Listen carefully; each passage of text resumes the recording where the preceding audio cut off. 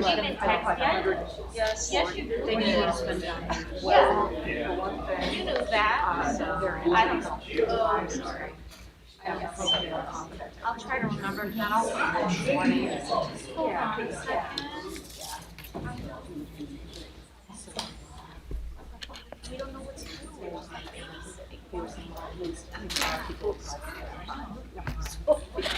They were awesome.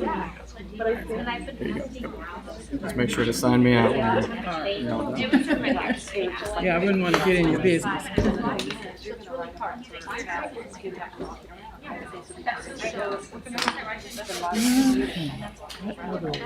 lot of visual ways, you know, and you can use Spanish. Good evening. I would like to call the Peoria Public Schools Board of Education meeting for September 13th, 2021 to order. Our Secretary, would you please call a roll? Mrs. Costick. Mr. Klaus. Mr. Murphy. Here. Dr. Rankin. Here. Mr. Shaw. Here. Mrs. Ross. Here. President Wilson. Absent. We have 6 present. Thank you. Would you please join me in the Pledge of Allegiance? I pledge allegiance to the flag of the United States of America and to the republic for which it stands, one nation, under God, indivisible, with liberty and justice for all.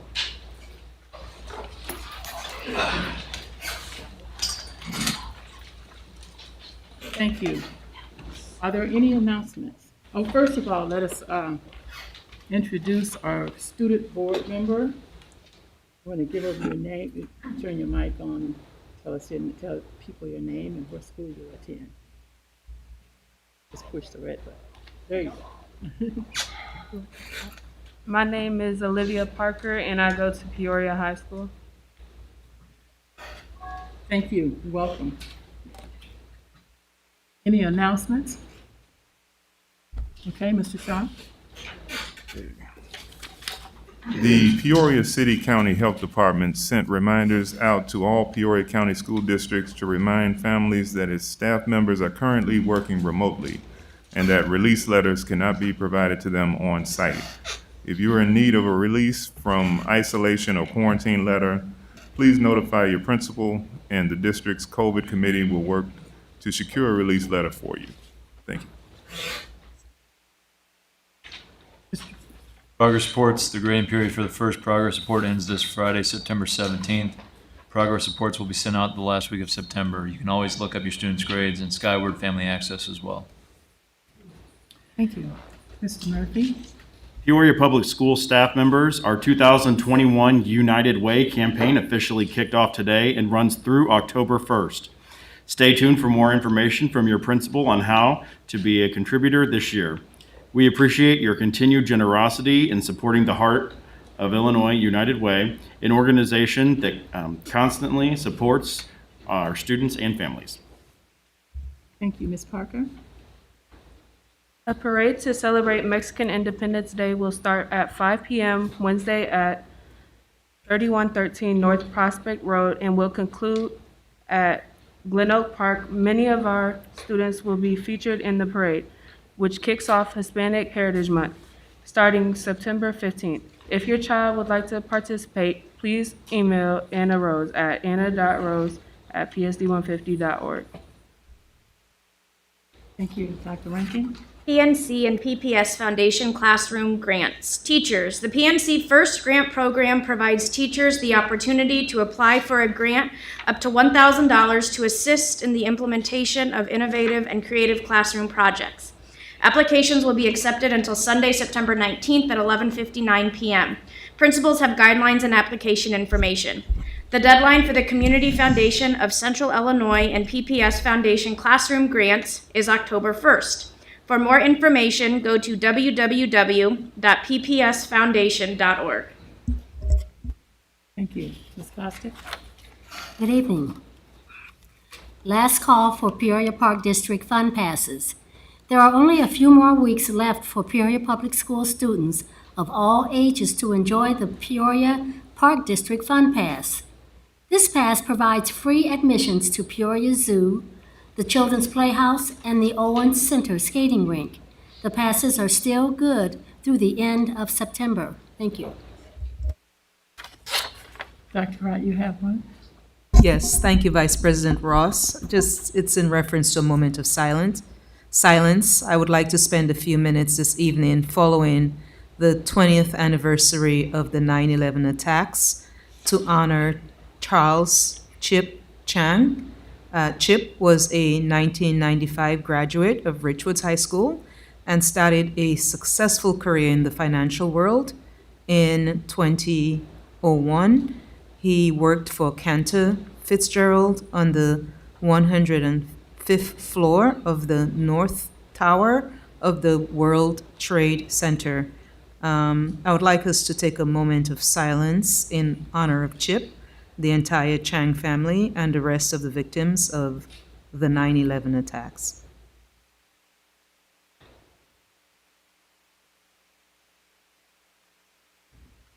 Thank you. Thank you, and I have two announcements. Deadline for physicals, immunizations is approaching. The deadline is approaching. Parents, remember that appointments for the state-required physicals and immunizations must be scheduled by October 15th. This affects students in kindergarten, 6th grade, 9th grade, and 12th grade. Contact your school nurse or principal if you have any questions or need help scheduling an appointment. The Peoria Civic Center. The Peoria Civic Center has officially reopened as a site for COVID-19 testing and for COVID-19 vaccinations. The site is open from 8 a.m. to 4:30 p.m. on Mondays, Wednesdays, Fridays, and Saturdays. If you need to find other COVID-19 vaccination sites, please visit the Peoria County City Health Department website. Thank you. I want to thank the beautiful boards that are behind us, the Harrison School on this side, and Calvin Coolidge prepared the ones on this side. So we like to recognize those schools as they put the work in. Next, we have a student showcase. Dr. Woods, Our or Wood, family I'm is- sorry, Dr. Wood. You're fine. Our family is en route here. Is there any way we could wait for them and move on to the next item? The person's family is en route? Yes, the Okay. student and their family, yes. Okay, well, the next thing the student is presentation by audience, so let's do the number 8, the approval of the minutes from July 6th and August 9th. Could I have a motion and a second on that? So moved. Okay. We can go on with presentation by audience. Okay, so we've come to the moment when we are offering the audience to participate in our presentation. There is a 5-minute limit for any audience person that would like to speak, and we ask that you be respectful and offer any comments that you would like to. I have one card. Is there another? Oh, okay. Vice President Ross, we still need to vote on those minutes. Oh, We moved okay, in you're second, right. yeah. Just moving along. Okay, we have a motion and a second on the minutes. Would you call the roll, please? Mrs. Costick? Aye. Mr. Claus? Mr. Murphy? Aye. Dr. Rankin? Aye. Mr. Shaw? Aye. Mrs. Ross? Aye. We have 6 ayes, motion carries. Okay, first is Mr. Terry Knapp.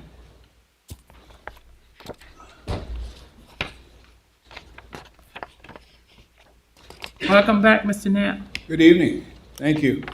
I want to mention, I had given you at a couple board meetings previously, a Wall Street Journal article, talks about the maladies caused by masks or improperly masking children, both mental problems and physical problems. I stand to remind you about that. You have a copy of that. I also have for you today, and I gave Dr. Crott one of these. These are a booklet that contains about a 38-page report on part 3 is masks, and it talks about masking. And on the first page, you have one for your library, you have one for the president of the board, and you have one for Dr. Crott. If any of you need a copy, get a hold of me because I've got 10 copies. And on the first page, it says at the bottom, it says, the author, I wish that masks work, and then it says, but they don't. And he goes on with 38 pages of information why masks do not work. The thin masks you give these kids, it's ridiculous that you even ask them to wear the masks. You know, I stand here as a parent and a taxpayer that had kids go through the system, and I taught biology for 38 years, and I know that these masks don't work. Our governor is pathetic. He stands up and tells people, and Fauci stands up and tells people after he told them 2 years ago they didn't work, you know, he's a liar, you know, and you believe him, that's fine. But here's what's going to happen, and I predict this because I've dealt with this before. I've represented people in the district, 2 teachers, for example, that you decided you were going to take on, you were going to fire one from coaching and you're going to fire one from special education. Your lawyers gave you great advice. It only cost you at the end of the day $365,000 for one teacher and $360,000 for the other teacher, and you had to pay the legal fees on top of it.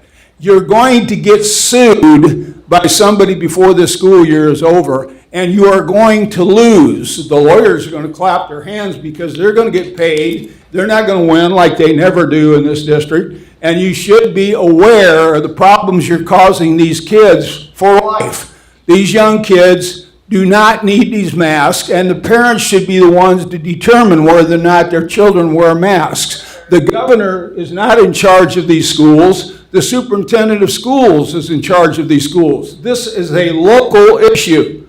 This is not one to be determined by the overweight governor. You know, the guy that can't even figure out how to eat properly is going to tell us, well, you know, our children to wear a mask or not to wear a mask. The other article that you have in front of you, I think was passed out, is a 10-page article. And it's done by a Chinese group. There are 50 sources at the end on the last 2 pages. You have a copy in front of you. You can look at it. It won't bite you. Okay? And there's 50 sources, and they're Asian sources, and they're epidemiologists, and they're doctors of world renown, okay? And they say the masks don't work. If you turn to the, open up to the 3rd page, it's got a star by it, and it says face masks. And you go through that, and it tells you they don't work. Do you understand that? Now, if you get the M1, you know, the super duper $100 mask or something, they say that might, you're not giving these kids any protection. And if you think you are, you're not very educated. I taught biology for 38 years. You got a lawyer here that can't even tell you that these masks work. And you should ask your lawyer, research it, and find out so these kids are not made victims in the next year because you force them to wear a mask. This should be optional. It should be up to the parents, and it should be up to the children. Thank you.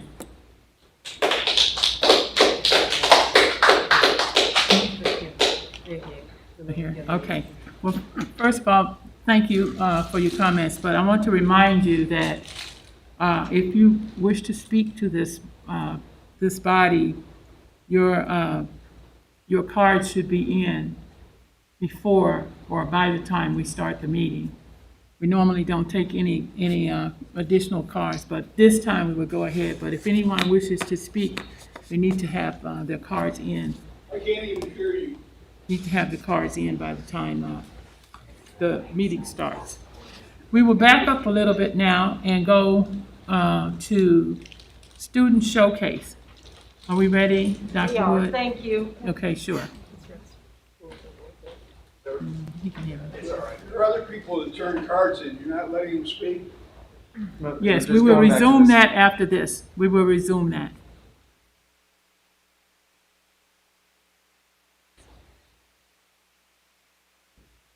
Good evening, Vice President Ross, Superintendent Dr. Kara, and members of the board. Thank you so much for the opportunity tonight to showcase one of our outstanding scholars at Whittier Primary School. I get the honor of also introducing to you for the first time our brand new principal at Whittier. This is Miss Sarah Waddy, and we will let her share a little bit about the award and about her winner. Thank you everyone for having us here tonight. I am beyond excited. The award we are discussing tonight is the Gwendolyn Brooks Youth Poetry Contest winner. So for those who don't know, Gwendolyn Brooks was an honored poet with distinction of being the first Black Pulitzer Prize winner. She was an activist and an advocate for writers and poets. Gwendolyn created this award for young poets because she was moved by children's imagination and creativity. She believed in the importance of giving children the platform to be creators and writers. She lived her life to uplift those voices. She celebrated the beautifully crafted, the goofy, socially minded, and serious poets. At Whittier Primary, we're very fortunate to have a library manager who believes in the same lifestyle choices as Gwendolyn does. Mrs. Brady took the time to help children edit their work and encourage them to submit their poems. Mrs. Brady worked with this student in particular, who was my former student when I taught second grade. I would like to take the time to honor Miss Madeline Sears, as she was one of the 3 winners for second grade in the entire state of Illinois for her poem. Maddie, you want to come on?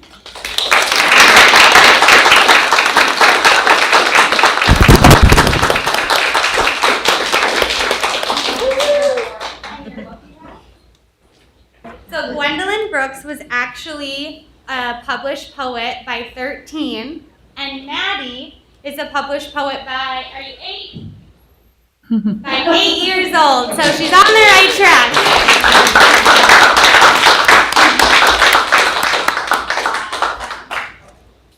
So this is her award. Do you want to read the poem? No. Do you want to show me your award? Come on. Yeah, let it come closer. Yeah, there you go. Pretty awesome. Get a picture? Are we getting a This'll be- picture? Yeah, that's good.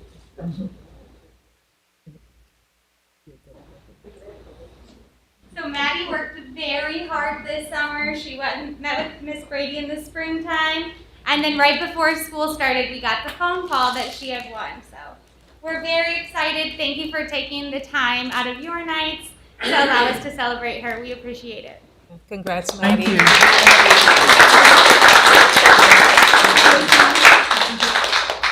What's the topic of What's the title? Is it My Home or Home? It's my home or my family?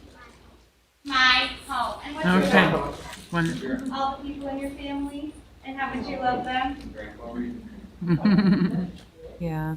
Mr. Beat, can we get a picture of the entire family with Maddie? And Grandpa's going to read the poem. Oh, okay. If I could, I'd like to read the poem because everybody needs a little lift, and I just thought it brought tears to my eyes, and I'm not a guy that gets teary-eyed. My Home by Madeline Sears. I love my home because it is special, because it has animals and it has lots of books, and it has foods, and the food I like is bananas and apples and pancakes. My home has 4 people who love me, Grandma and Grandpa Knight, my dad, and me. I love them too. Madeline Sears. Oh, All right.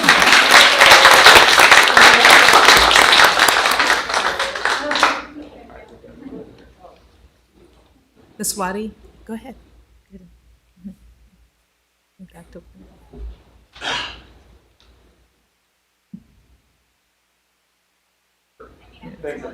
All right, thank you.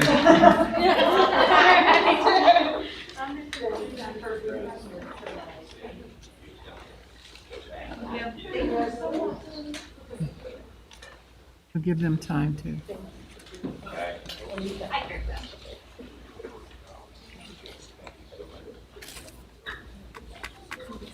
This time I will resume the audience presentations with Mr. Charlie Thomas. There you go.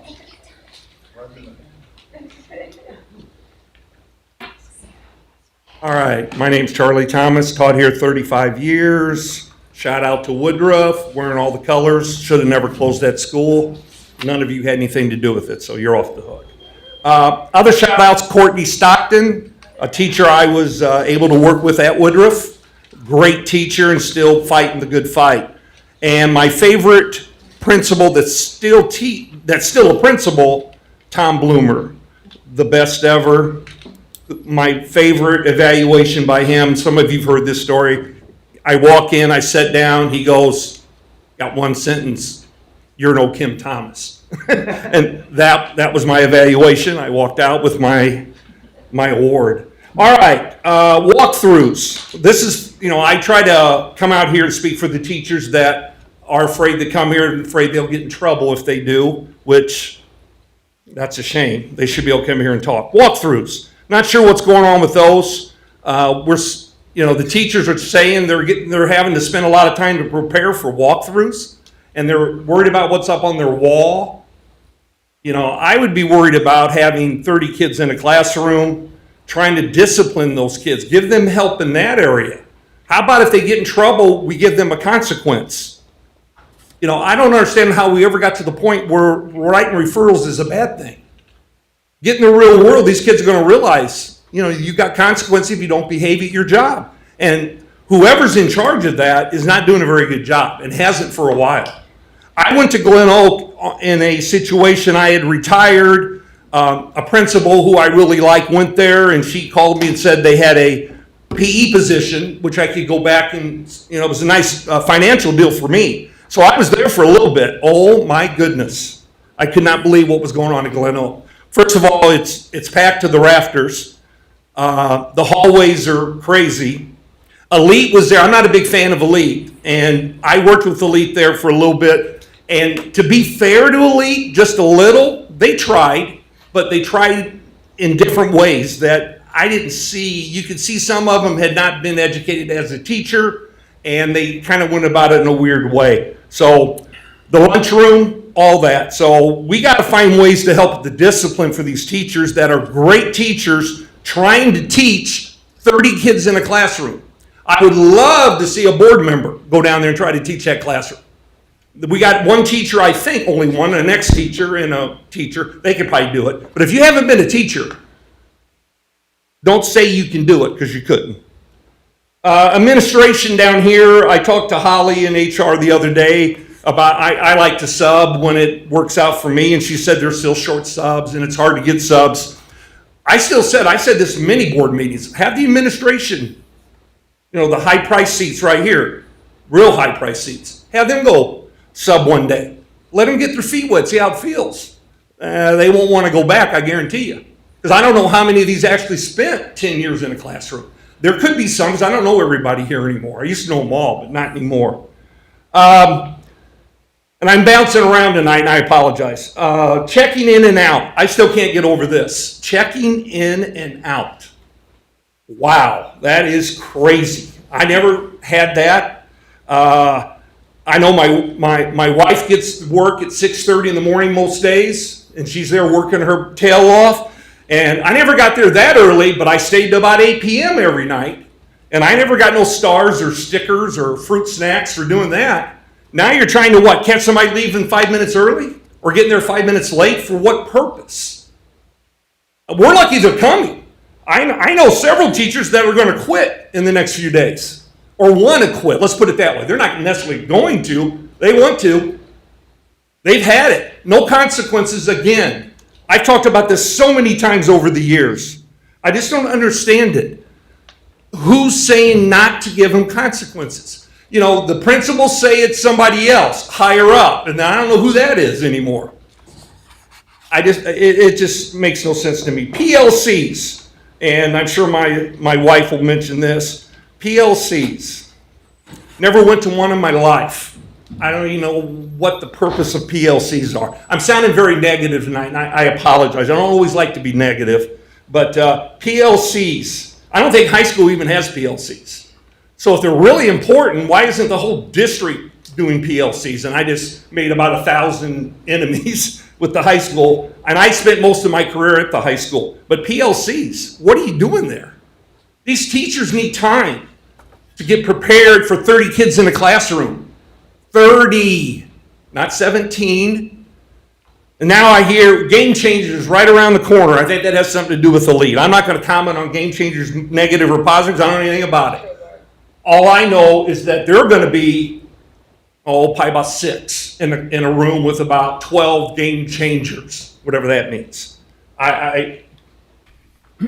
It's just hard that, I feel so bad. I hear stories about these really good teachers that cry on the drive in, cry on the way home, and it's basically because they don't feel they're supported with discipline.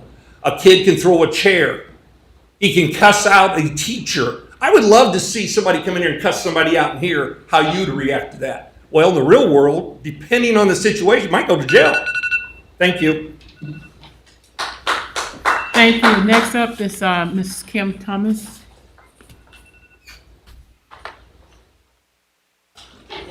Good evening. Kim Thomas, been a teacher in this district for 20 plus 9 years. I'm an Illinois State Teacher of the Year, and I'm also in the College of Education Hall of Fame at ISU. I would like to shout out to all my middle school team at Glen Oak. Yes, I'm at Glen Oak this year as a 5+2 grade teacher. The Safe School, or what you normally call T²P, is dissolved. It's just day treatment over at Treewind now. And so Safe School has been put online. And then the other classes we had for those kids who were administratively placed, I guess it's not there, which I have been a proponent of this district needing a true alternative school, which I guess I don't know if it's Game Changers or not, because last year I was like, because I was at the Safe School for expelled kids, and I was like, where are all my kids? Because I kept hearing about kids getting in trouble. Then I had a student tell me, hey, I'm coming back to you. I got in a fight. I was like, okay, and then she didn't show up. Well, then I found out she was at Game Changers, so I went to visit that. And yeah, I mean, who wouldn't want a ratio of 4 times 2 adults with 8 times 2 kids? Anybody should be able to succeed with that ratio. That being said, I love my middle school team. I love my kids at Glen Oak. We have a lot of wonderful times wonderful kids there that deserve to learn. Each one of my classes has 20 plus 9 kids in it. That's a lot of kids. I would love to, I never wanted a TA in my room until I met Shavante McKinley. Please let me have Shavante McKinley back in my classroom, and every teacher at Glen Oak, if they want a TA, they should be able to have one. That one extra adult will really help. There are kids who do not listen to me, who do not listen to elite, and who do not listen to administration. So what are we going to do?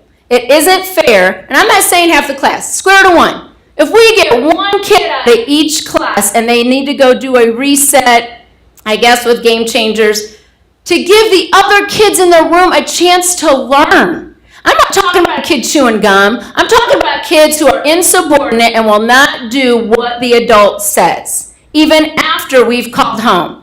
And if those of you who know me know I have done everything I can out of love for kids to keep them in the classroom.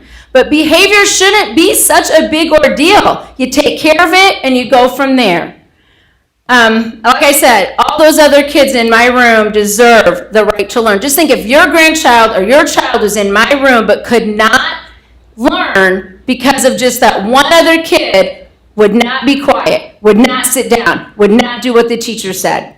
It's not fair to those other kids. And real life consequences, they need them. You go, I mean, you want me to teach real math situations, and I do that to let them know how we're going to use what they learn in Mathlicious land out in the real world. Well, guess what? There are consequences out in the real world. You can't say certain things, and you are kicked out of places.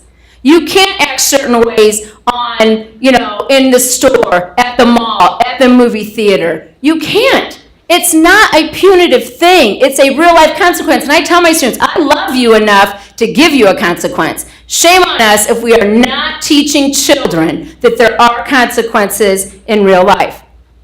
The Equitable Math company that you hired to see if we're doing equitable in math classes, I guess, do they know the inequity in our grading policy? That's something, again, teachers can't change that. This board voted on to give kids a 10 times 4% for doing absolutely nothing. What kind of mindset is that? That's not growth mindset. That's saying, hey, we know you're not going to do anything, so we're going to give you the 10 times 4, so now you're closer to a D. That's not right for kids at all. And just think, if we had a better grading policy and we didn't pass kids along even though they failed subjects, they'd behave better because they knew they'd have to pay attention to learn. So that is something teachers hold kids accountable. We hold kids accountable to learning, but it's not going to help if you or whoever's deciding to continually move kids along. And I know I hear, what about the research on retention? What about the research for kids who get moved along grade level after grade level? There's got to be something there. I tell the kids, sorry, I had a kid tell me, hey, I failed years before and I just keep getting moved along. And I said, sorry plus sorry, but that is not how it happens in real life. It just isn't. And like I said, maybe if they knew they weren't going to get promoted, they'd behave better because they'd have to learn. Thank you. Next up is Ms. Jessica James.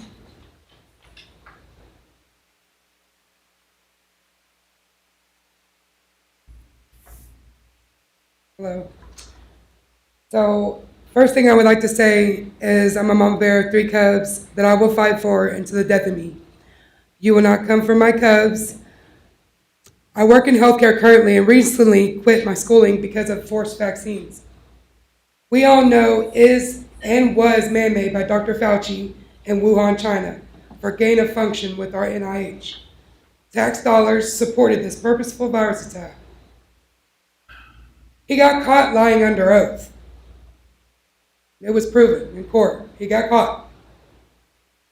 But we're still listening to that same guy to give us the same direction for these masks. Go get the vaccine. Y'all ran and got it. Go get it so we can get out of these masks. Everybody went and got it. Guess what? We're back in the mask. My family's recouping from it on our own. I'm here to tell you. Ivermectin, vitamin C, vitamin D, zinc, it worked for my whole family. I know people are thinking it's a horse medicine. No, doctors prescribe it. It's working. I'm recouping now from it. So, we're still listening to that same guy. It's upsetting because we're muzzling our children. Muzzling them. All day. They're in gym. They gotta wear it. All I'm saying is, what are y'all gonna do? Are y'all just gonna continue listening to the same guy that got caught lying under oath? We're gonna keep taking order from him? Or we're gonna let our children get some kind of normalcy? Something. I don't know if y'all know, but the world's in shambles right now. You don't believe everything you see or hear. But we're in trouble. I know y'all know that. So something's got to give somewhere. We also have a segregation going on between blacks, whites, gays, straights, Republicans, Democrats, masked or not masked, vaccinated or not. And at its core, however you want to look at it, it's wrong.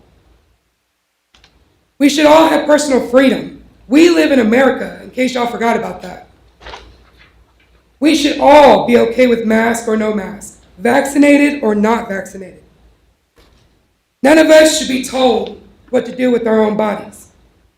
So today, I know I stand alone, but just know I have a lot of nurse friends. This is my first board meeting. And what's crazy is I've never heard of it until I had to call the school to ask them. It's not posted anywhere. I mean, I don't see it. I'm new here, but I had to call because I'm so infuriated. So today, I'm calling on all lawyers, teachers of all districts, healthcare employees, police officers, mothers, fathers, grandparents, to shut it down.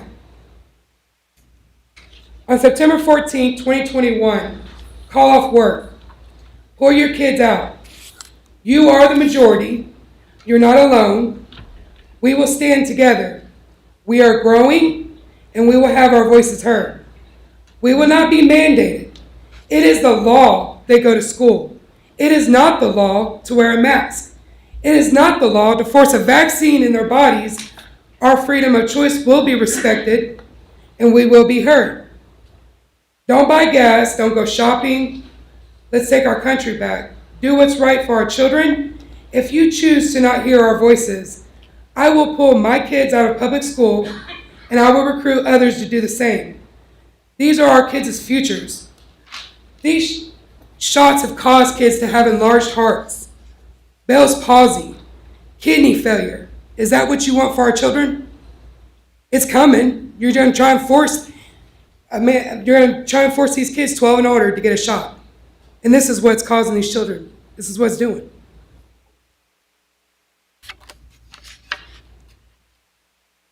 I, for one, if I can help it, will not be burying my children before me. So today it stops, or tomorrow we start pulling our children out.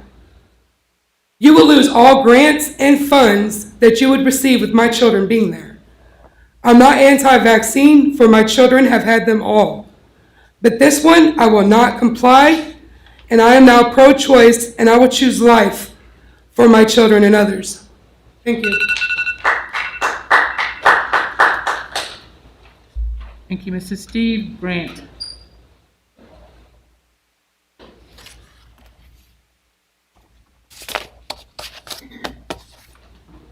Just real quick, I'm going to add what Mr. Napier said. I worked at Keystone in a steel mill for 10 years. I had to go through respirator training every year. Everything he told you is true.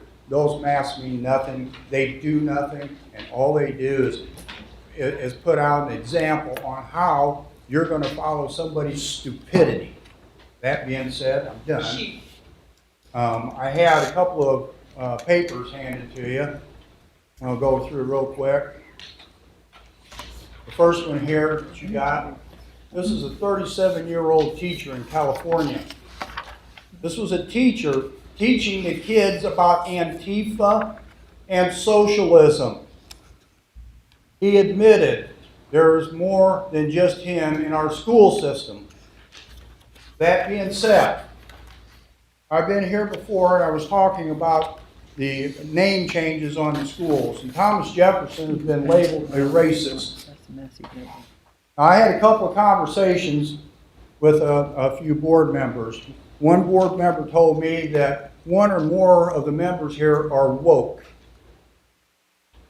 I'm kind of discouraged about that. The definition of woke is to identify as a staunch social justice advocate who's abreast of contemporary political concerns. This is politics in our schools. It does not belong. Another board member told me that 55% of Thomas Jefferson was made up of black kids. So are we going to draw lines now on who's more important than who? When you're trying to tell these kids half the story about Thomas Jefferson. Thomas Jefferson was not a racist. Never was a racist. He was a victim of the times, just like many other people, black slave owners that had black slaves. The first black slave owner took a black man, John Casey, to a Supreme Court. Won in the Supreme Court that he could keep his slave and own that man. That was a black slave owner. So, back to Thomas Jefferson here. Our country started out, was being founded, and our founding fathers were against slavery. Our Constitution is 1787, the 3/5 clause. Article 1, Section 9, Clause 1 was a taxation on importation and migration to slow down and stop the importation of slaves. In 1787, the Northwest Ordinance, it forbids slavery and authored, this bill was authored by Thomas Jefferson. If he was racist, why would he author a bill to abolish slavery? Then we go to the Slave Trade Act of 1794, which was authored by George Washington. Then we had the Barbary War under Thomas Jefferson. Now, part of that Barbary War was about slave trade. He was against the slave trade at that point. Then we go on to 1808, January 1st, the act to prohibit the importation of slaves. This was the conclusion of a previous anti-slavery bill, and it was signed in by Thomas Jefferson. That was the conclusion of all these years from 1770s up to the end of his presidency that he tried to end slavery. We're going to tell kids at a school that a president who was adamant about slavery to get rid of it is a racist? There's another page that I gave you. That was a quote. It was not put in the Declaration of Independence because it was too controversial. That paragraph was written by Thomas Jefferson. We've got to stop using our own vendettas, our own hatred, our own agendas to push things upon kids without telling them the whole truth. I have a quote here. There is another class of colored people who make a business of keeping the troubles, the wrongs, and the hardships of the Negro race before the public. Having learned that they are able to make a living out of their troubles, may I continue to finish?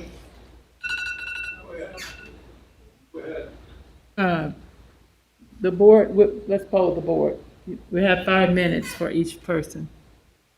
How much longer do you have, sir? I have 3 sentences. All right. Is everybody okay with that? Go ahead, finish. To make a living out of their troubles, they've grown into the settled habit of advertising their wrongs, partly because they want sympathy and partly because it pays. Some of these people do not want Negro to lose their grievances because they do not want to lose their jobs. That was a quote from Booker T. Washington, who was a slave and did not hate this country nor the founding fathers. Thank you.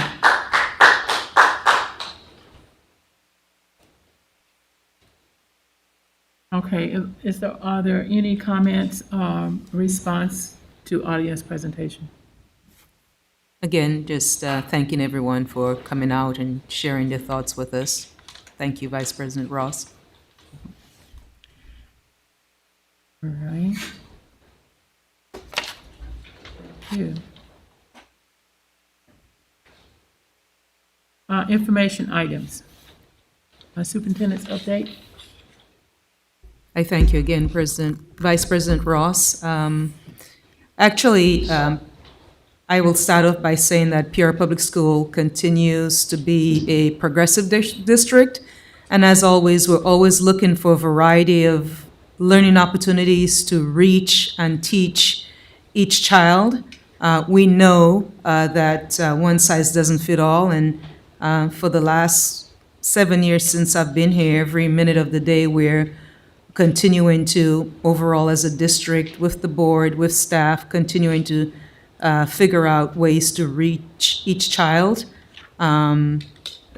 We also know that there is a need for alternative supports, as we heard tonight as well, especially for K-4 students.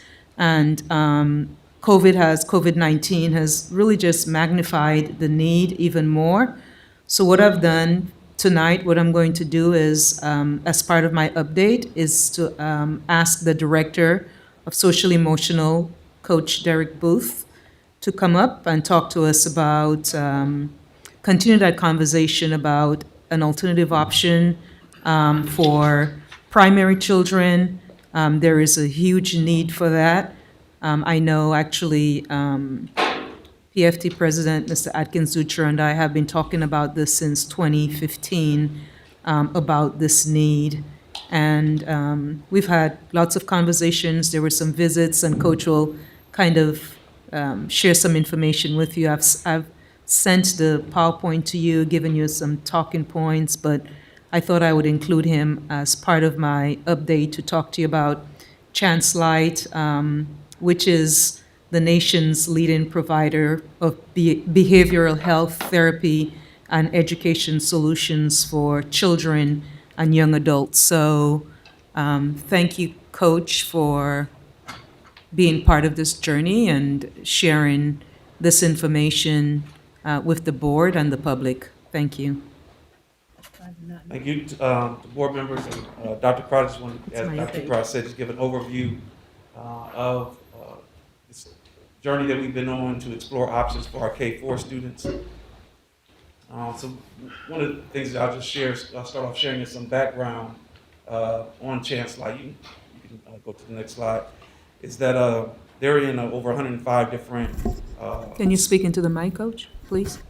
They're in over 105 different school districts, 250 different partnerships nationwide, over 45 years of experience, and this is just some data points on the number of students that they provide services to. This is a host of different types of services they provide. The services that we're looking to partner with them is the alternative education piece. And the overall goal, and you'll probably hear this throughout this presentation, is the overall goal for this possible partnership is to prevent students from being labeled to go to those special education areas as well. And just wanted to just share their models align with our Peoria Public School model of multi-tier systems of supports, providing evidence-based practices and understanding the importance of instruction and in classroom management to improve student success. And again, this is the multifaceted areas that ChanceLight provides support, supporting students with trauma, again, those multi-tier systems of support, developing those social and emotional learning skills, mindfulness practices, and also restorative justice practices as well. And then again, these are many different areas that they highlight as providing services that will also assist in providing positive school culture, mental health and wellness, policies and promotion, decision-making based on data, MTSS, culturally responsive evidence-based practice, universal implementation, integrated teams, staff training, professional development, trained professionals, partnerships, communication, and collaboration.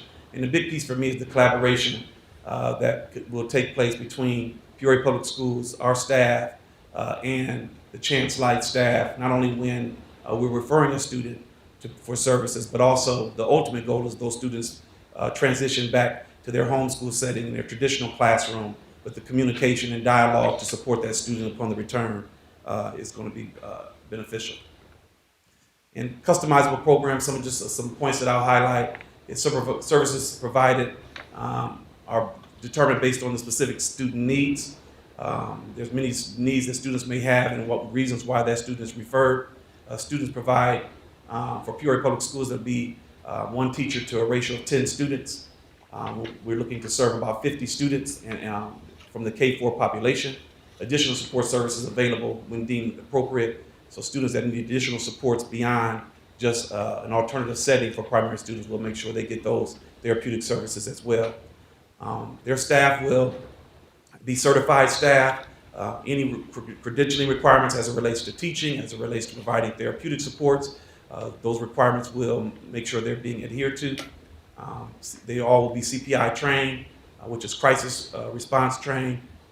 They will also follow PBIS, which is positive incentives for our students. And all of their staff will be trained that they bring in to support our students. and their curriculum will be aligned with district and state and federal grade levels, standards, and their average. The ultimate goal is not this is a placement, long-term placement for students, but again, that students return back to their homeschool setting after meeting their goals and getting the skills they need. And the average length of placement from their past data has been 82 days. So as it relates to Peoria Public Schools, one of the things that we've been noticing for several years is that Peoria Public Schools has no alternative programs for our primary level non-IEP students. We have programs for our middle school students, 5 through 8. We also have programs for our high school students in an alternative setting, but there's not been any alternative settings for our primary level students. Also, Peoria Public Schools has identified a growing number of primary age students who are exhibiting behaviors and skills that are not developmentally appropriate for their grade level. And some of the challenges that we've seen in the last several years, and I will add, these challenges have been exacerbated since COVID, and we're seeing even more so since COVID and going 100% remote about a year and a half ago. And some of these challenges are students are arriving for kindergarten and first grade not potty trained, inability to follow age-appropriate directions like sitting in circles, lining up, inability to control emotions in an age-appropriate manner, which causes aggressive actions to other students that put other primary students at harm, inability to do age-appropriate academics, such as identification of colors, letters, sounds, and shapes. After our first 10 days of school, this current school year, there was 20 requests for special ed evaluations. Over half of these requests was for our primary level students. And so this is an effort to provide them with supports to get their development up to age-appropriate level to avoid being labeled and going down the special ed track. The summer school assessment placement data, when students will enter summer school, receive this information from our curriculum department, Dr. Bott. Overall, her assessment of the data, the average of rising first graders were performing at the beginning kindergarten level in the area of literacy and math. Now, overall, the majority of our second graders were performing at kindergarten levels academically. The goal for partnering with ChanceLight would be the goal of this program would be to support primary age students who are not developmentally ready for school, academically, socially, or emotionally. The goal is to provide these supports at the earliest age possible to teach them the skills they're lacking in a small class environment with trained, certified staff to prevent students from being labeled with an IEP in the future. The goal is to assist students with developing the skills they need to return to the traditional age-appropriate class and to perform at grade level. Some of the proactive measures, just to show that this is not something that we just came up with. We started these conversations in 2018, 2019 in collaboration with the PFT. And some of the things we did before deciding to partner with ChanceLight was we collaborated with the PFT to develop 2 school within the schools for primary level students. There was one located at Glen Oak, one located at Whittier. After the school year, it was agreed that PPS staff were unable to meet the needs of the primary students who displayed these high areas of need in the school within the school setting. The timeline since 2018, 2019 of research and communication of partnering with ChanceLight. May 14th, we actually took a visit, myself, Dr. Wilson, and also Andrew Brown, who is one of our behavior specialists, to a ChanceLight program in Crystal Lake, Illinois.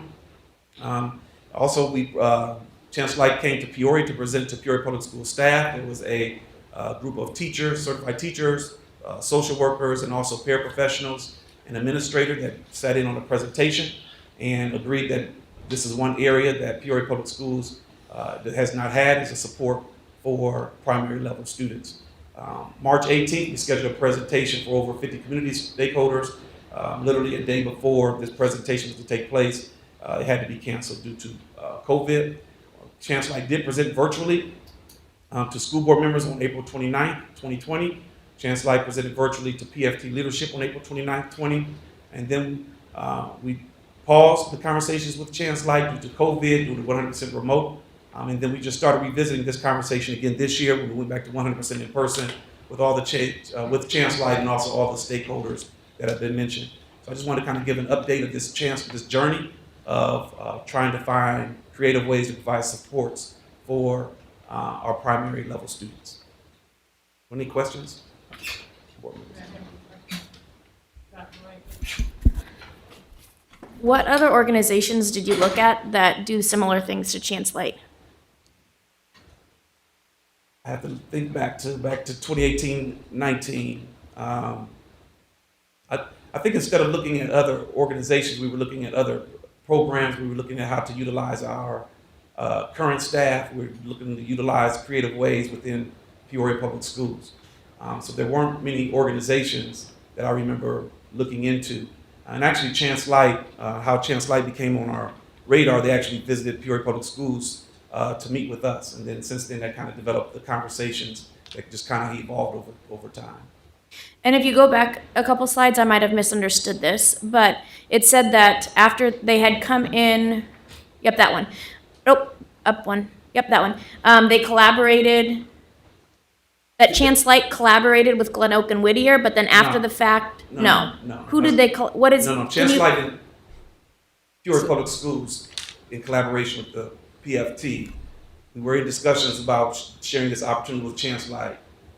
And they mentioned, and Mr. Dutro's here as well, before we tried ChanceLight, can we try school utilizing our own staff at school within the schools? Gotcha. And those two sites, those schools within the schools took place were Glen Oak and Whittier.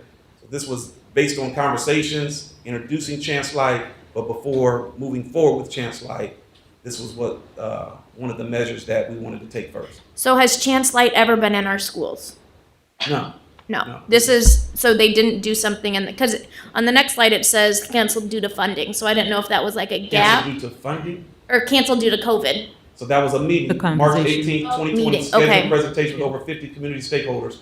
It was eventually canceled the day before because of COVID. I was just showing the The timeline. communication that Yeah. we were doing leading up Since it to was on a that. different line, I thought that was like Yeah. a break, sorry. So we I didn't wanted to- realize it went to March 18th. Yeah, we wanted to move forward with ChanceLight, and then we were working closely with PFT, specifically Mr. Atkins Dutro. And he says, hey, let's put it on the back burner and let's kind of do our own and try our own. And we said, sure. So that's where Glen Oak and Whittier came in. And so we placed ChanceLight on the back burner again to pilot our own. I guess my biggest question is I would be curious as to who else provides this and what the pros and cons. Like we've done pros and cons with curriculum, we've done pros and cons with the thing. Like I know of other organizations who do this, and I would just, but I don't know the comparison to ChanceLight, and so I would wonder what that comparison is to know what's best for our district, knowing what our needs are, rather than just going to someone who came to us and it was convenient. It could be the best answer. Yeah, I wouldn't say that. It wasn't because of convenience. This has been a 3-year research, going to see the sites, meeting with them. So this wasn't a happenstance. This is who knocking on the door, so we're moving forward with them. And that's kind of when I wanted to show the timeline of the due diligence that was done. But there has been no other programs. I agree, yeah, correct. But Okay. the decision to move forward was not based on Yeah. what they just Okay. knocked on the door. And Dr. Rankin would be happy to see, if you can send those to me, we would be happy to, yep, thank you. And this is for conversation tonight. Yeah, just real quick, I had reached out to Dr. Karat, and I was kind of curious, with the fee that's associated with this program, how many of our students we can actually benefit from this. And it looks like it can serve up to about 50 students, K through 4th grade. Yeah. With so many of the kids who are, progressing in this area of need, is 50 enough? Do we have way more than 50 kids? Would we have to break it down? Who has the biggest need to this, or, is 50 enough? Is kind of my question. Great question. Yeah, And Coach, I was thinking open entry, open exit when you talked about once they're ready. So we say 50 at max at any given time, but I suspect it could be more than that if some of them are quick learners and they've gotten their skills and they're ready to be. So they can advance through the program, Oh, yeah. and then another student could come back in to replace that Yes. person. Yes, correct. Constantly That's throughout just the how year. many can be served at one time. And it's really viewed as 50 slots. So let's say we have one student that's just, for whatever reason, half a day, and then maybe they go back to their home school the other half a day. We can fill that slot with another half a day student. But it's, like you said, 50 is how many they can serve at one given, 50 slots they can serve at one given time. Okay. So the goal, as students meet their goals, move back to their traditional school setting, we can definitely serve more as well. Yeah. All right, thank you, I appreciate that. Yeah, I did. I'm not sure whether I missed it or what, but one of the things that I did not see in the information that we were provided with is the follow-up. Once the children complete the program and they go back to their home school, I'm very interested in knowing whether or not there is a follow-up to make sure that they are retaining those, those new rules, those new instructions that they've been given. So, or are they just released back to their home school and that's it? Yeah, great question. So there's a transition plan that is implemented when students transition back to their home school. A meeting with the receiving administration, the receiving teacher on the supports that student got, we received while with ChanceLight, the supports that student will need continuously when they return, and then what that looks like and should look like in the classroom. So there's definitely that continued follow-up and transition meeting when a student does meet the goals to return back to their classroom setting. Absolutely. Okay, so with the program, we're looking at children who are behind academically, social emotional. Is that still a piece that is provided during the process of them being into this program? Absolutely. So students can be referred due to being behind academically, developmentally, as far as socially, or at age appropriateness. It could be based on trauma, needs of trauma. It could be multifaceted areas of need on why students are referred so those needs can be addressed. Absolutely. It's not just one criteria piece. Are there set goals and evaluations of those goals prior to? I know that you said you go back, you talk to the teacher, you talk to the principal to transition a child back into the mainstream.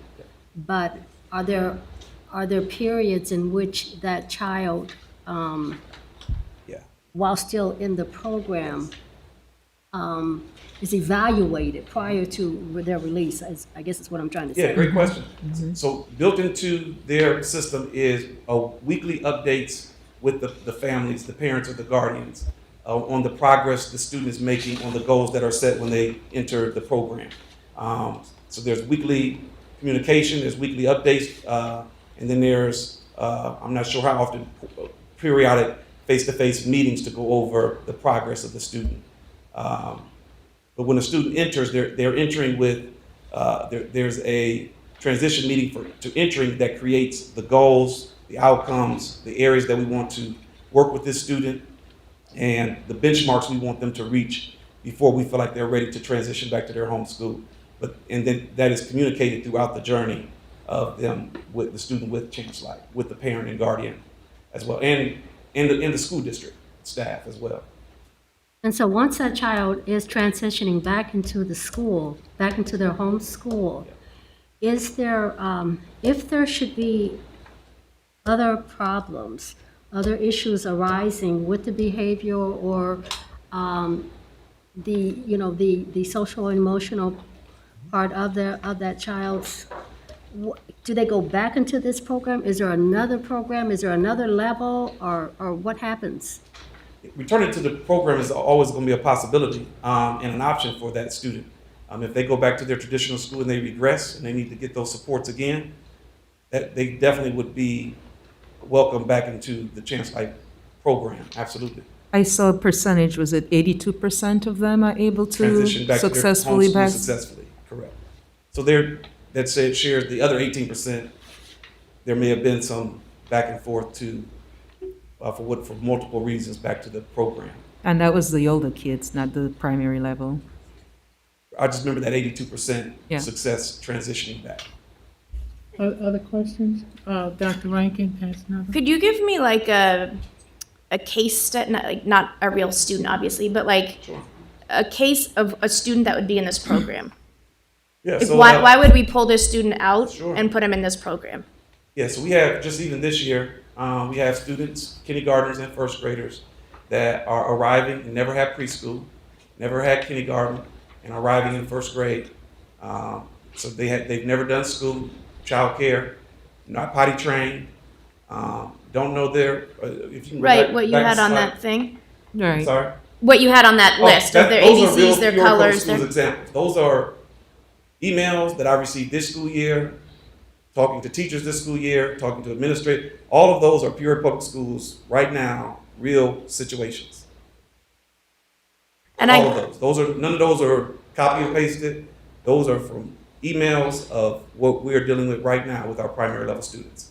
Right, and putting on my educator hat and my kind of professional hat, stepping out of the school board realm, if I was doing a training on this, I would, the first one, okay, potty training, yeah, that you have to kind of get with, but the inability, quote, inability to follow age-appropriate directions and inability to control emotions that are age-appropriate, there's a whole bunch of research that says, like, what is age-appropriate for 4 and 5-year-olds? They've only been on this earth for 5 years. You know, like, there's some mindset changes that need to happen when those really kind of rub me the wrong way, that when teachers will ask me to come in and coach, not in our district, obviously, and they say, well, my kids just can't sit down during circle time.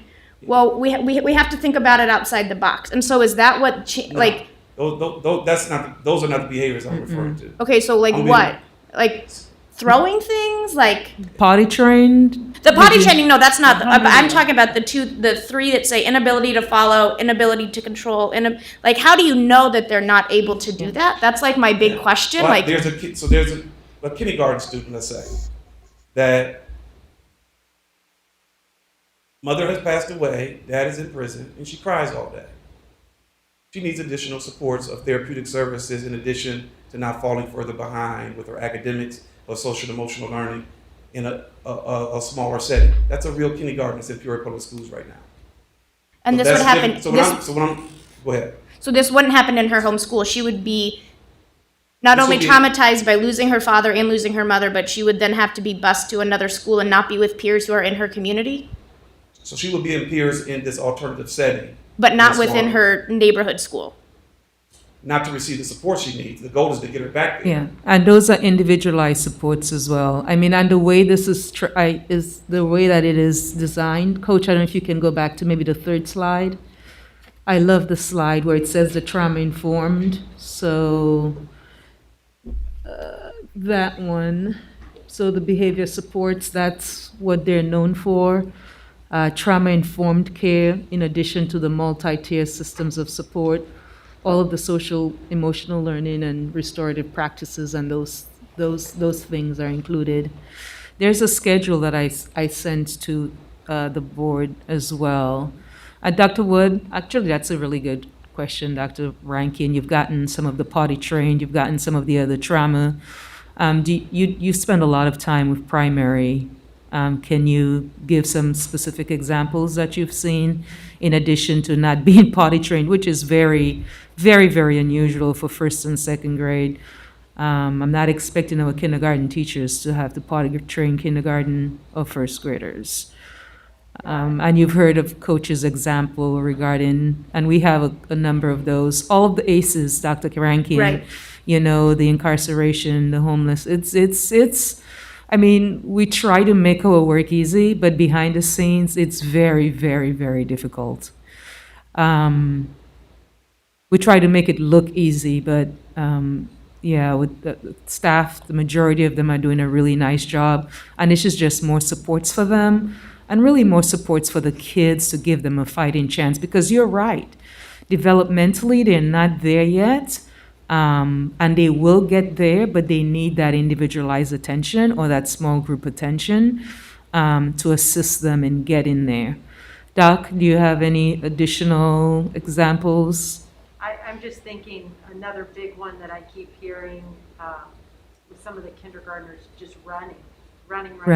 So A lot of running. having to have, sometimes the principal's got a student on each hand, and taking turns with anyone who's free in the building just to keep them safe, and so that's another. Safety. Yes, another big one.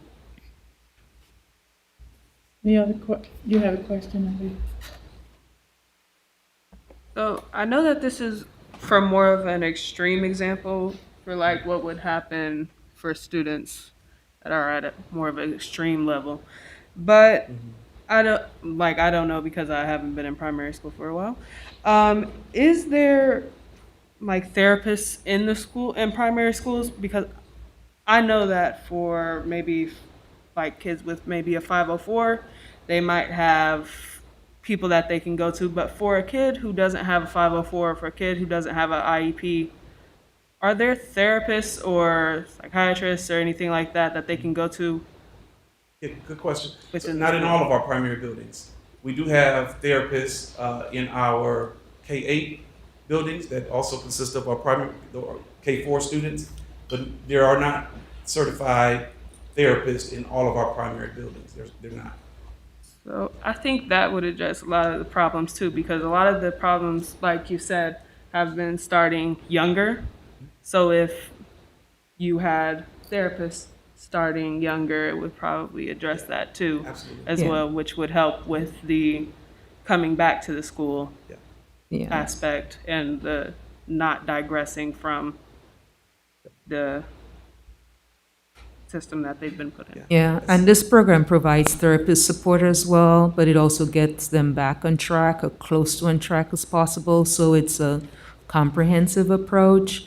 They're getting the social support, the emotional support, the physical support, personalized support, and skills-based. To the whole idea is to get them back close to grade level or at grade level, and then get them back with their peers. But they're so far behind, Dr. Rankin. I mean, it's sometimes difficult to along with all of the other, you have the academics, then you have the social and the emotional thing going on. So, Coach, I know you want to respond to Yeah, Ms. it's a great- Parker and great then question. Mr. Murphy. Yeah, one of your observation is right on point. One of the things we are doing this year to try to assist in that area of is in our partnership with Children's Home, one of the positions that we hired with them was what we call a traveling therapist. Because there's pockets of needs in many of our buildings that don't have a full-time therapist, many of our buildings do. That traveling therapist will be utilized to support students, even though there's not a full-time therapist in their specific building, which are a lot of our primary buildings. So your point is well taken, and that's what we're working toward, that making sure they get some type of supports. Absolutely. I think I saw your hand up, and then I have a comment as well. I wanted to ask a question. Go ahead. Okay, just two parts. So, for example, like Joanna Kenzer from Family Core, who's at Keller, would she be someone who would be trained on this program? I know she pulls out students, if they're having a little bit of difficulty staying focused in class. My kids were one of them too, that had to be pulled out for a little bit of special attention, so they didn't have an IEP or 504. Would that be someone who'd be trained in this? So it's a little different. So she will definitely still be utilized to support the students that remain within Keller that still need those supports. And so this will identify those very high need therapeutic and academic need students and put them in a smaller setting. So those students wouldn't even be in Keller to work with the ChanceLight staff, their certified teachers, their certified therapeutic staff. So she would continue the work she does, because there's still another level of tier 1 and tier 2 and still even tier 3 students that still need some types of supports, just maybe not as severe as some of the students K4 that we would identify to move to this smaller setting. Okay. And the other goal is moving those students to this smaller setting is so that teachers can provide more attention to still a lot of students that remain in the classroom that need supports as well, such as that Ms. Kinzer provides. Okay. Yeah. And then the other thing is, I was looking back on the list of all those things that can help address, and, the inabilities to in that one.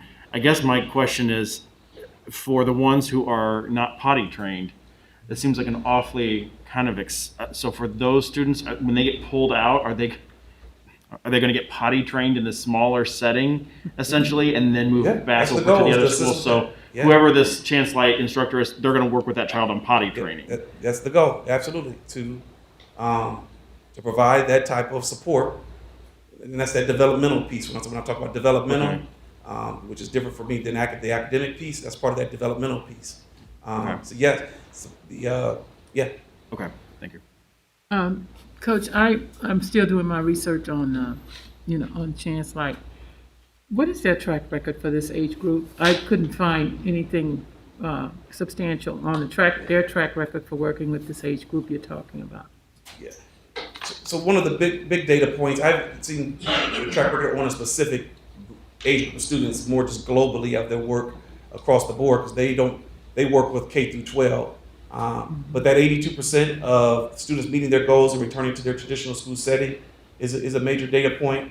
They have many different programs, and with whether it's autism, whether it's special education. So some school districts contract with them just to do the special education services. The request that we're having is rather unique, just working with K-4 students that are non-IEP to really still provide that same type of structured therapeutic support that they would in a special setting. The goal for us is to, like I said, to, if at all possible, avoid a student utilizing IEP. So I would have to pick it apart by different types of settings that they created, but I can definitely get you any type of data points that they have. Yeah, I'm still doing my research on it, but I just was wondering what their track record was, because it's not like this is a new phenomenon. We've always had kids in these kinds of settings or these kinds of situations, and we've done small groups within a class where we had teachers aid. We call it pull out or group or whatever. We group the kids to get them ready to go back into the regular setting in the classroom. So, it's not new. Yeah, we agree. And we started this conversation pre-COVID. We were seeing these concerns and brainstorming ways to support this age group pre-COVID, because it's not new. You're right. Right. And Dr. Rankin, you had a... Yeah. So I have two things, mostly around teacher training. One of them is, I don't understand why we have to go to ChanceLight to do this if we're going to be doing small groups. Early childhood teachers are trained in this. They are trained for challenging behaviors. They're trained in trauma-informed practice. Most teachers who are coming out now have a special ed endorsement. Why are we giving all this money to ChanceLight when we could be having ratio of 10-to-1, small groups, or 5-to-1 with early childhood teachers who are trained in this, who are then employees of Peoria Public Schools, and we're not putting that out there? We piloted that. Can you talk about Glen Oak? And that's what we thought, and we tried. We're attempted to do that. What were the ratios in those classrooms? 10-to-1. Or less. Most of the year was 8. And what were the training of the teachers? They were veteran teachers. But were they elementary trained or early childhood trained? Because those are two different types of training. Yeah. These were teachers that were identified, again, through the conversations with PFT that asked to be the teacher in these school within the school settings, that was interested in being school within the school settings, that felt they had the expertise to meet the needs of students in these school within the school settings. So my biggest question would be if they early childhood trained or elementary trained, because those are two very, very different tracks within the education. I could get you that Well, for the information, grade but I'm not level, sure. yeah, for the grade level, it's K through 4. So, we could go back and forth about this.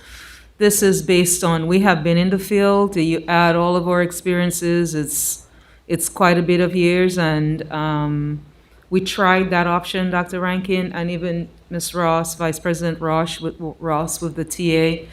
When we're talking about, very, very, very skilled, specialized individuals, this is about a laser-focused approach to really being serious about giving kids a fighting chance.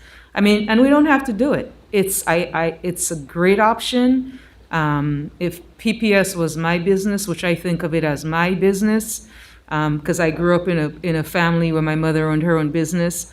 And we always went for the best, and we gave the best. This is what, and all of those kids, I think of them as my kids. This is what I want for them. This is what I would pick for them based on what I've seen and what I know we can do in the system.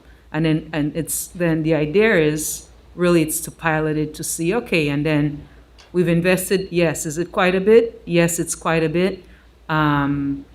But that is what the federal CARES funds are for in terms of repairing learning and accelerating learning and giving kids a fighting chance. that's, for me, that's the best way to use those funds. It's to get it, pump it in directly to the children. So, Ms. Eman, are you there? What did ISB say about it when you talked to them about it? That they think it's a fine idea, and we put it in there so that we could keep it going for 2 years at least. It doesn't mean that we can't at some point take it over, but that's what we put it in there for. Yeah, so, Sorry. Ms. Costa, Thank did you. you have? I have more questions Oh. along with that.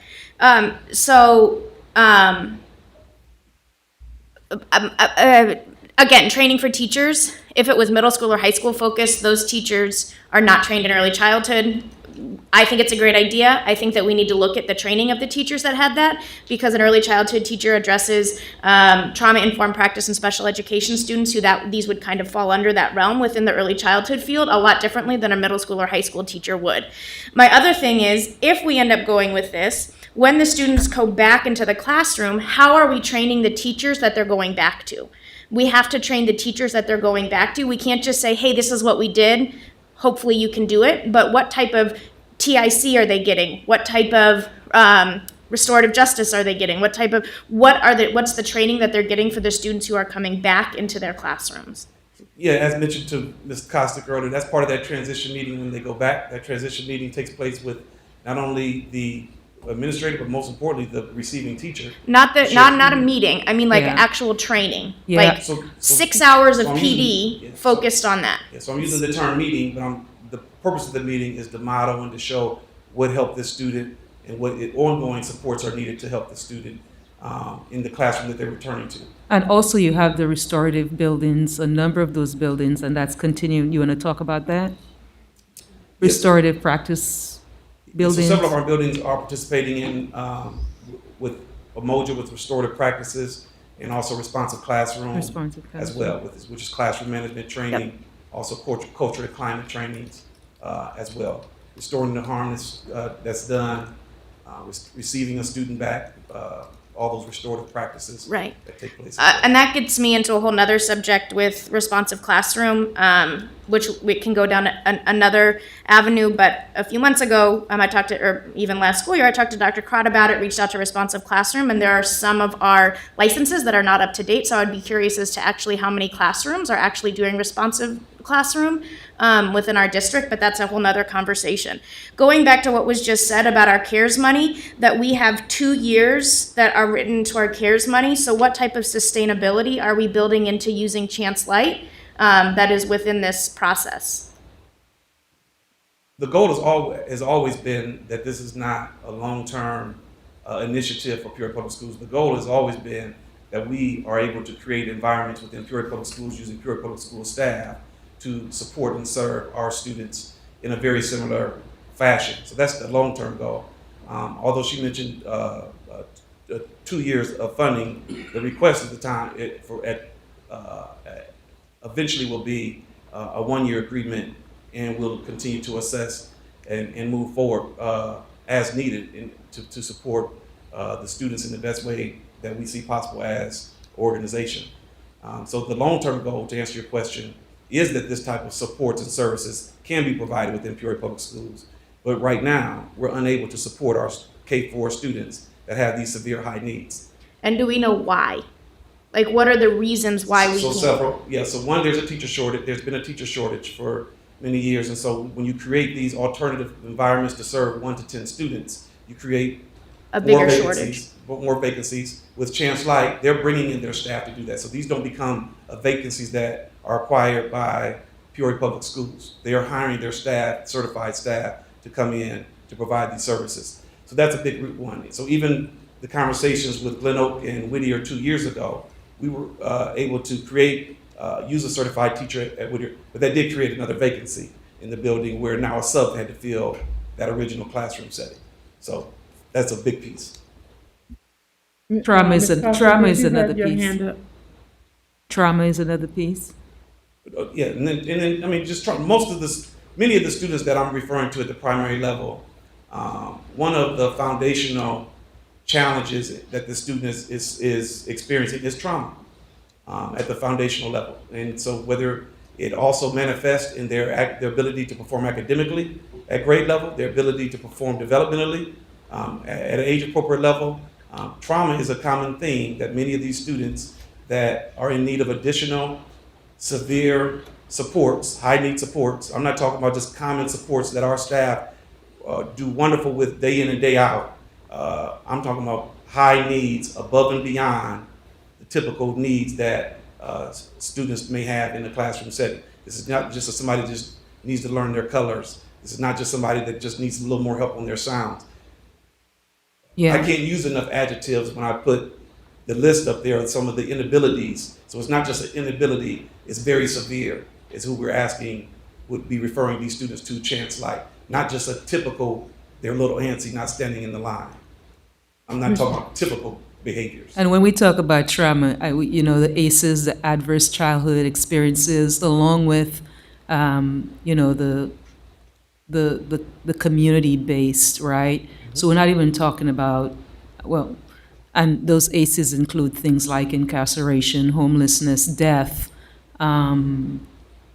mental abuse, emotional abuse, physical abuse, and the list goes on and on and on. And they're exposed to that, and they see that, and it has.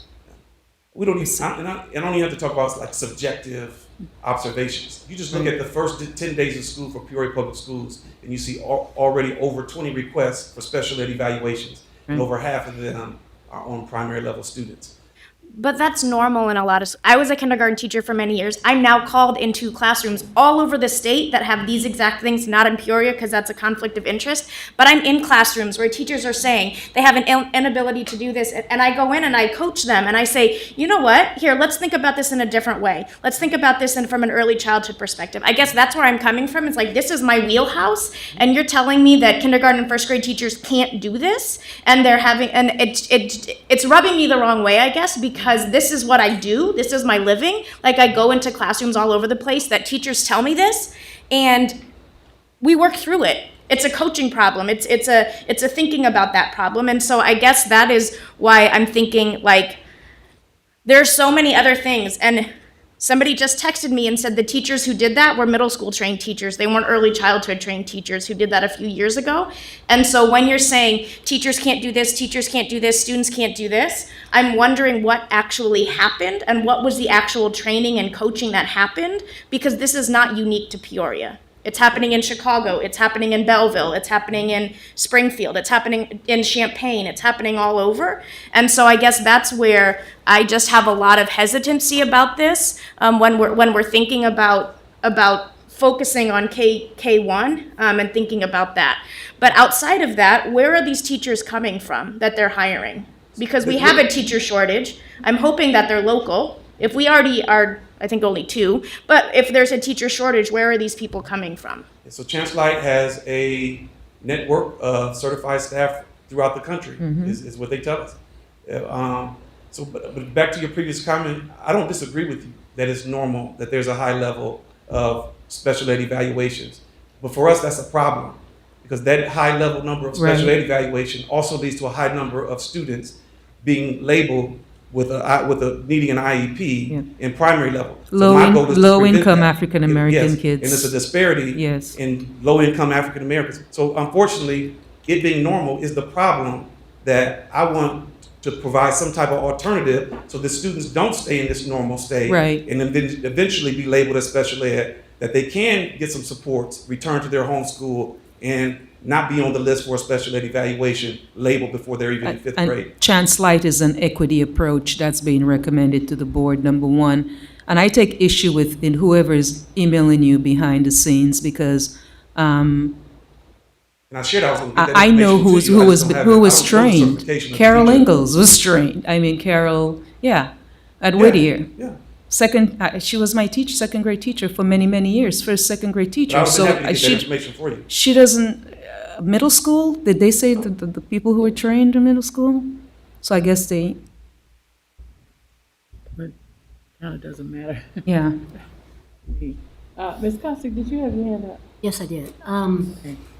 Excuse me. One of the things that I would definitely be interested in to know with the children that are going to be entering into this program is, and maybe you can include that on the assessment that you do, is how many of these children have actually attended early childhood education programs? And the reason that I say that, there's so many of these areas that are indicated that we are experiencing with these children in kindergarten are covered in early childhood environments, in these centers that are working with those children from birth to 5. So they're learning all their skills. They're learning how to channel their emotions. They're learning how they're being potty trained. They're getting their academics. So they're getting a whole gamut of things that they need to know in order to be able to excel into kindergarten. So they know how to sit in a circle. They know what those expectations of them are. Now, I'm saying that to say this because we're seeing more and more children that are having, whether it's social emotion, whether it's academic, whatever those issues are, we are seeing uptick of the number of children that are entering kindergarten and first grade that are having more and more issues. Something that may be, and it's not just because of the fact that this is the area that I've been into for 20 years, but I know that it makes a difference. It definitely makes a difference. And somewhere around down the line, maybe beside them entering into Valeska at 3 years old, maybe as a district, we need to kind of take a look at possibly starting with our early childhood education, starting with those children when they're 3 years old or 2.5 years old, so that they have 3 years of that type of an environment prior to going into the kindergarten classroom environment. It's something that I really, really feel very strongly about because I've seen the difference. I've seen those children come in and 5 years old and not potty trained. I've seen those children that are running around and, they're bouncing off the walls. I've seen those children that are crying all day for their mommy. I've seen all that. And I have to agree with Dr. Rankin. It takes a special person that is in early childhood education to work with that age group of children. So, it's something that, we really probably need to take a good look at and see if this is something that we may need to want to incorporate into our educational environment so that we get these children on track prior to them going into the primary school setting. It's just, it's a thought, but it's out there. It's out there, and we know it's happening. And if we're seeing it more and more and more and more, we can't close our eyes to it. We can't start at kindergarten. We've got to start in early childhood. That's my 2 cents. Yeah, Ms. that's Costick, the, you know that we've been talking for years about partnering with those child care agencies, the district partnering with them so everybody's on the same page as to what the child needs to know by the time they come to us. We've been talking about that for a long time. Yeah, and Ms. Costick, when I was at Whittier, I also had my own pre-K program. So I was pre-K through 4th. And then there was that was years and years ago. Then there was Valeska Hinton and just a different approach to early childhood. But you're right, that's really where it starts. I don't think we have, I don't know if Dr. Bond is here, do we have a waiting list for Valeska Hinton? Dr. Bond, is there a waiting list for Valeska Hinton? Because we collaborate very closely with PCCO, Mr. Bragg, and he is at a variety of our sites. He's at Woodruff, he's at Harrison. How are we doing with Valeska Hinton? And here's the other thing to Ms. Costick, and your point well taken. Sorry, Dr. Bond, but there's remember during COVID, a lot of the children, and COVID has just, as Coach said, exacerbated. They didn't go to school. Some of the principals, the common phrase that they use, they have forgotten how to do school. But this is also not only for kindergartners, but also for first graders and second graders and third graders and fourth graders. But definitely the focus on early childhood, we have done a lot more of that. And there's definitely more that can be done. How are we doing at Valeska Hinton? Actually, we lost, I think Shannon will tell you we lost about 200 pre-K kids. But my question is there a waiting list? Because normally there used to be a waiting list. Right, normally, there is a waiting list. Right now, there's actually a waiting list to be screened, so we're kind of in a different space right now, because last year, you know how you have to go through the screenings to get through, and last year we just didn't have a lot of interest, and rightly so, in the screening process, and so therefore we didn't really have a waiting list either. So now we're really excited because there's so many people wanting their children screened, which is very good. We've had to add mass screening days where we bring in lots and lots of kids in one day to get them screened. So we're having to add those days. So we're really coming along with that. So we don't have a waiting list per se like we used to, but we do for the screenings, and that's the first step. Great. Yeah. Thank you. You're welcome. Any other questions before we move on to the next? You have one more? One, yep. And I'm gonna piggyback off what Ms. Costick said. I think what the ChanceLight seems like to me, and I think she made me think about this, is that we're putting a Band-Aid on a problem that we need to go and look at what the actual problem is, and it's early intervention and it's early childhood. And as a district, I think we can do that instead of putting a Band-Aid on it. And it reminds me of Dr. Burke Harris, her TED Talk. If you've never seen it, I would highly recommend it. She talks about trauma, and this is essentially what we're talking about is trauma. And she can keep writing out prescriptions for diarrhea until she figures out why all of the kids have diarrhea, and it's because they're drinking from the same well. I feel like that's a really good metaphor for what we're doing. We're saying we have all of these problems coming into our school and we're gonna put a Band-Aid on it, but what are we gonna do to look at what the actual issue is? And it's them not being in early childhood. It's maybe us as a district not helping get the early intervention services or getting the, working kind of in that holistic sense instead of trying to address it when they're 5, when we could have addressed it when their prefrontal cortex is starting to form, when they're 2.5 and 3. And so, not that I need an answer to it, I think that... I have one. Yeah, go for it. The goal of today's presentation was to talk about ChanceLight and the partnership to provide K-4 students. So I apologize if you feel like this was the only thing that we're working on. Right. The ultimate root of this issue is all of these students, majority of these students that we're talking about, have not gone through an early childhood, a preschool setting. So I don't disagree with that, but we didn't put that bullet point on the slide. We are trying to brainstorm ways to reach families sooner, to partner with the agency that does our demographics, to identify students or individuals that are born in Peoria County, so that when they do turn 2 or 3, we can engage them to make sure they enroll in one of our early childhood programs or one of the community's early childhood programs. So, but I think we can do both. I think we can address the root of the problem, which is getting students enrolled in early childhood, but we also right now have kindergarten, 1st, 2nd, and 3rd, and 4th graders who have out-aged early childhood that we have to address their issues too. So I apologize if this sounded like one-dimensional, but this is not the only thing we know we need to do for this issue. Okay, thank you. Okay.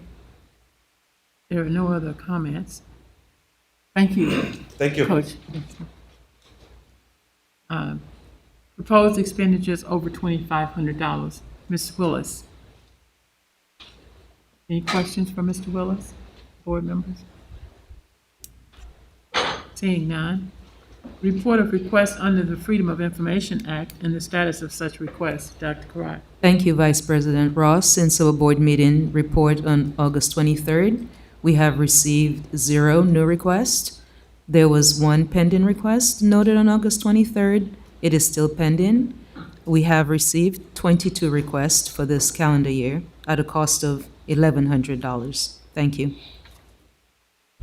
Number 4, second reading of policy number 4:61, participation requirements for qualifying district construction contracts or a procurement policy. This is just a second reading. And number 5, the second reading of policy 7.7:320, service animals on school premises for assistance of students. Any comments or questions on those? Okay, thank you. Action items. I will read the action items for tonight. The first one, number one, is gifts to the school district. This term, year to date, we've received $26,699.62, either in monies or in-kind gifts. Payment of travel, human resources report. Student board members, I'd like to reiterate our student board members, beginning with Ms. Parker today from Peoria High. We have a Nakia Sanderson from Manual High School, and Sophia Soares from Richwoods High School. If I pronounced her name wrong, she'll let me know. So that's one of the, under the consent agenda, accepting the board members for tonight, student board members. Number 5, approval of Marzano Academy's contract for the 21-22 school year. And number 6, the approval of an agreement between National Youth Advocate Program, Inc. and Peoria Public Schools to provide teen reach after-school programming at Lincoln Middle School. And number 7, Methodist Medical Center of Illinois in-school health care service agreement. Are there any items that any board member would like pulled for a separate vote? Seeing none, are there any discussion, is there any discussion on any of the items 1 through 7? Discussion, question? Okay. May I have a motion to Then you all are way ahead of me. Then moved in second. There's no discussion. Madam Secretary, will you call the roll? Mrs. Costick? Mr. Claus? Aye. Mr. Murphy? Aye. Dr. Rankin? Aye. Mr. Shaw? Aye. Mrs. Ross? Aye. We have 6 ayes, motion carries. Thank you. Deliberation agenda, expulsions with the expulsions to be held in abeyance. Who is the expulsion committee? Who's on that committee? Mr. Klaus, do you want to make a motion on, you want to? Motion as presented. Second. Yeah. Been motion and second. Any questions on this expulsion with the expulsions being held in abeyance? Seeing none, would you call the roll, please? Mrs. Costick? Aye. Mr. Claus? Aye. Mr. Murphy? Aye. Dr. Rankin? Aye. Mr. Shaw? Aye. Mrs. Ross? Aye. We have 6 ayes, motion carries. Number 9, revocation of the expulsion held in abeyance. As presented. Is there a Second. motion? The second by Mrs. Shaw. Any comments or questions on that particular motion? Seeing none? You call the roll? Mrs. Costick? Mr. Claus? Aye. Mr. Murphy? Aye. Dr. Rankin? Aye. Mr. Shaw? Aye. Mrs. Ross? Aye. 6 ayes, motion carries. Presentation and suggestions by board members. Mr. Shaw. Once again, welcome to our new student board member, and a reminder that we had kind of set a precedence that if we run long, we release the student board member at 9 o'clock so that they can be a student and do homework and whatever they need to do. Okay. Mr. Murphy? I just wanted to remind parents and faculty that Look It's My Book has been back into the schools. They have their 3 distribution dates scheduled for first half and second half of the school year. If you visit the website, you can lookatmybook.org. You'll see the dates that your school will be getting a distribution, so make sure you ask your kids what books they picked up that day, K through 4th grade students from Look It's My Book. Thank you. Any other reports from board committees? Dr. Rankin? Yep.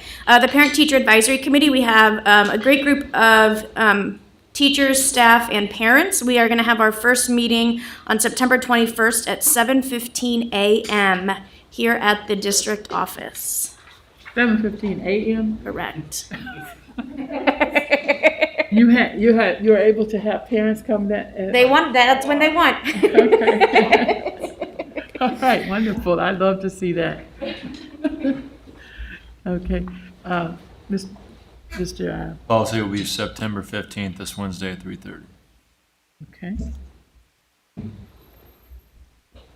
Building and Okay. Grounds meeting is tomorrow at 10 a.m., Tuesday the 14th. 10 a.m., thank you. want to do the 22nd at 1. The procurement committee will meet on the 22nd at 1 o'clock in the media room. Okay. Any other announcements by board? I think that's it. Entertain a motion to adjourn?